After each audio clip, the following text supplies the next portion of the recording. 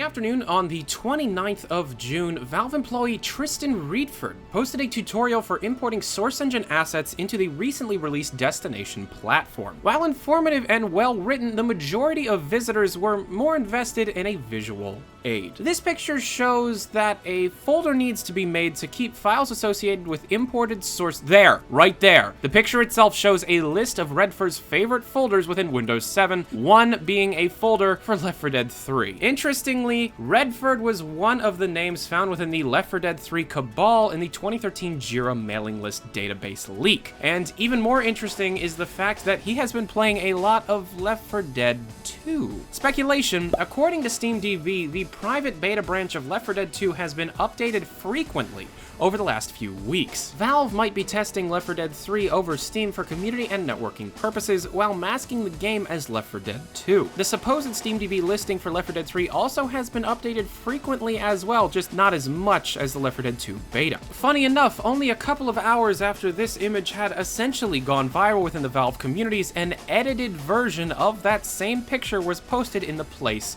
of the previous leak. And also, just to point out, the name of the original picture file is directory_fun. So Valve is being secretive about software, and odds are they will release it with very little fanfare, just like they did with the recent Windows Phone Steam application. Over 7 months after the introduction of Steam Trade Holds, Windows Phone users can finally trade without the incredibly overdone 15-day hold. Long overdue, but very nice to see. I would instead really like to see the removal of escrow and a large dev focus put onto Steam support, but with Left 4 Dead 3 and the now known facts that 1/3 of Valve is working on VR and its next generation, it might be a while. According to Alan Yates, hardware engineer at Valve, quote, "I was super fortunate to start at Valve right around the time Michael Abrash had begun the AR/VR team. It was much smaller then, and has since grown to encompass about 1/3 of the company, but most are still working on the next generation of VR. Obviously, virtual reality is a focus with Valve, and the next generation of VR hardware and software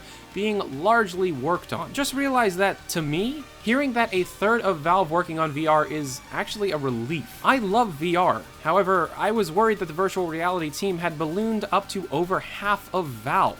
Thankfully, no. We still have teams working on Left 4 Dead 3, Counter-Strike Global Offensive, and Dota 2, and most importantly for recent times, Team Fortress 2. The highly anticipated summer update has still not launched at the time of recording, and the community has gone a little crazy. Earlier, a high-resolution render of Saxton Hale's head was found in Mechaforth's recent Valve tour video, only to be trimmed out shortly after. Now, the model will most likely be used in the next summer update, however, in what capacity is unknown. So fans waited throughout the 29th and heard from TF2 competitive player Mr. Slyn that the update's literally around the corner, along with the 11th and final competitive stress test ending. So currently, it looks like this update will be here soon, but how soon? And will it be as Polito as we were promised?